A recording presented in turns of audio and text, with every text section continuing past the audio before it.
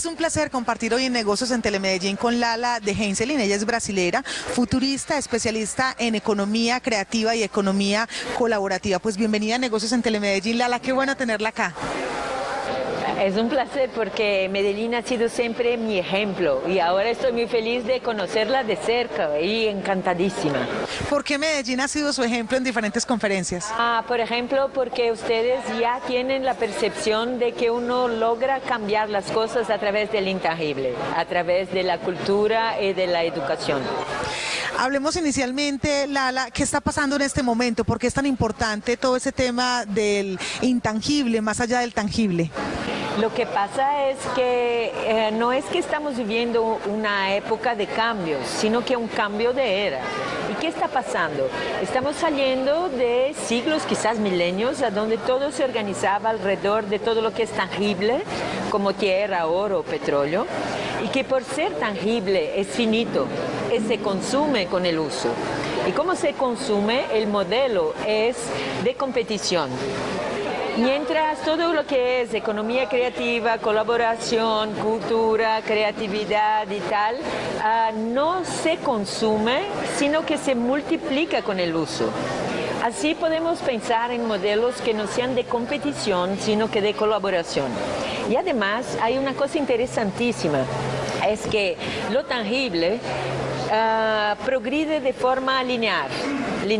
Digamos, por ejemplo, manzanas. Una manzana más una manzana, dos manzanas. Comemos la manzana, se acabó, se consumió. Mientras conocimiento, tu conocimiento, mi conocimiento, esto se multiplica exponencialmente.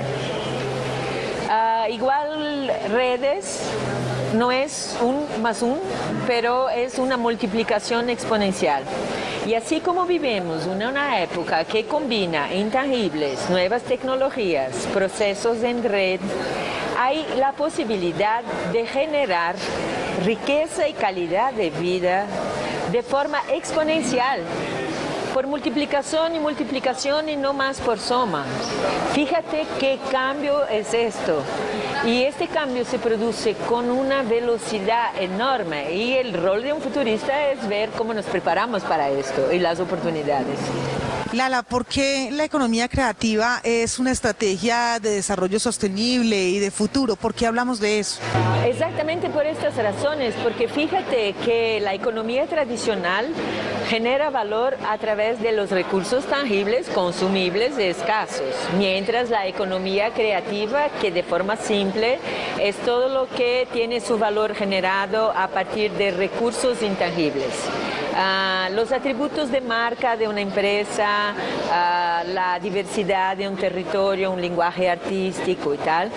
Y estas cosas no se consumen, pero se multiplican. Y además lo fascinante es que cuando uno tiene un emprendimiento que viene desde el intangible, genera resultados no solo financieros, sino que también tiene un potencial de activación. ¿Qué quiere decir eso? Es capaz de generar resultados financieros, sí, pero además culturales, produce más conocimiento, información, sociales, mejora las relaciones y ambientales porque es sostenible. Entonces, esta es, por ejemplo, la razón por la cual se habla mucho en ciudad creativa, porque cuando hay emprendimientos de naturaleza creativa, esto activa a todos los sectores. ¿Qué es lo que ha pasado con la experiencia del Reino de Bután cuando dicen que realmente el Producto Interno Bruto o el PIB ya no es suficiente para medir el crecimiento y la riqueza de un país, sino que hay que pensar en el PIB o en la felicidad, digamos, bruta, ¿no? Sí, esto es importantísimo, porque sabes que cuando uno ve el futuro, ve estas oportunidades tremendas, porque todo crece de forma exponencial sobre exponencial y trabajamos no más en una economía de escasez, sino que de abundancia. Pero el problema es que todo esto está invisible. Pues todos nuestros indicadores y maneras de medir riqueza, sea en una nación por el PIB o el FIB, la felicidad interna bruta, es en una empresa, por ejemplo, que solo considera como resultado lo que viene de ventas. Pero la investigación, la sostenibilidad, la comunicación, todo esto es despesa y no receta. Entonces lo que han hecho en Bután, al mostrarnos que la verdadera riqueza de un país está en el bienestar de su gente, empezó a trabajar con otros indicadores que nos permitan lograr tener lentes para ver estos resultados. Y sobre esto incluso tengo trabajado yo en los últimos años, porque como trabajo con quienes están desarrollando políticas y trabajando con desarrollo, se notó que necesitábamos como que otras gafas. Y gafas de percibir que recursos y resultados no son solo cuantitativos, monetarios y numéricos, sino que también en la dimensión social, cultural, ambiental. Lala, ¿cómo hacer también para que ese lenguaje sea bien entendido tanto por la población local como para este tipo de entidades internacionales? Usted decía ayer que muchas veces las grandes políticas de los países o de las empresas muchas veces se hacen en un lenguaje o de una forma que no es fácil de aplicar y que hay que hacer ese medio, ese justo medio para que realmente funcione. Tú tienes total razón, es que por esto es necesario en este momento, como todo cambia muy rápido, no logramos decidir las cosas solo con la cabeza, es decir, con el racional. Hay que trabajar con la intuición, que es más rápida. Y para facilitar la intuición, trabajar con síntesis y no con análisis. Por ejemplo, nosotros empezamos por gafas 2D. En cada proceso empezamos a ver si hay el tangible, el hardware, y el intangible, el software. Por ejemplo, en mi pobre país estamos invirtiendo toda la plata para la Olimpiada y la Copa del Mundo, pero en construir hardware y no en hacer softwares, y este es un problema. Y después de estas dos dimensiones sacamos estas 4 dimensiones: social, cultural, ambiental y financiera, y ahí tenemos una manera muy más simple de comprender las dinámicas.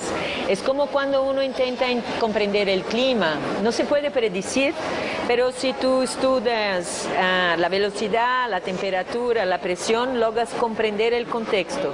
Y trabajando con estas 4 dimensiones es posible tener un lenguaje que sirva a las altas esferas de toma de decisión y a las poblaciones más simples, porque es muy, muy sencillo y sintético. Ya para finalizar, usted decía que debería ser importante que en los colegios, en las universidades, en las empresas, se den clases de decisiones y clases de consecuencias. Sí. ¿Por qué? Bueno, es que tenemos que cambiar mucho la educación y por esto incluso Medellín es una referencia. Y la cosa que más hacemos todo el tiempo es elegir.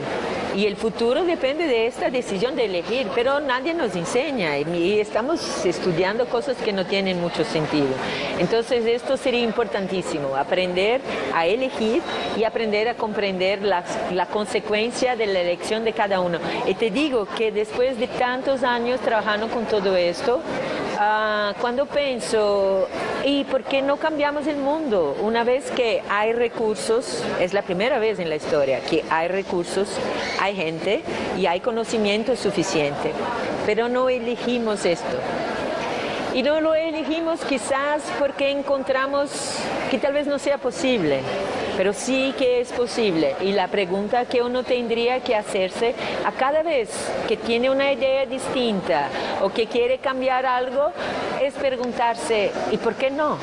¿Y por qué no? Como lo hicieron en su momento cuando pensaron en Wikipedia, por ejemplo, pero lo veían que era imposible generar todo ese conocimiento. Háblenos un poco de esa experiencia. Esto es interesantísimo porque cuando tú combinas estos 4 vectores de futuro, que son los intangibles, las nuevas tecnologías, la colaboración, y generas cosas impresionantes. La Wikipedia, ninguna empresa o gobierno podría hacerla.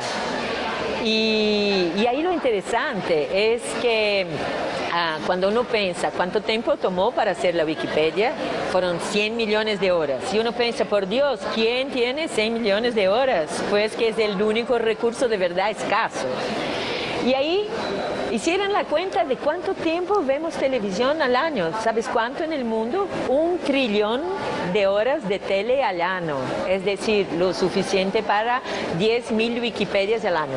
Entonces, cuando nos demos cuenta del poder que hay cuando combinamos voluntad, conocimiento, tiempo, a través de las tecnologías, podremos colectivamente dedicarnos a utilizar el buen sentido, buen senso se dice, buen senso, buen sentido, y la inteligencia de la colectividad para solucionar cosas que hoy pensamos que son imposibles, pero en 1, 2, 5 años no serán. La verdad que muchísimas gracias por haber estado con nosotros aquí en Negocios en Telemedellín y compartir ese conocimiento que durante tantos años ha venido pues irrigando en diferentes partes del mundo. Muchas gracias. A ti. Este es Negocios en Telemedellín, ya regresamos.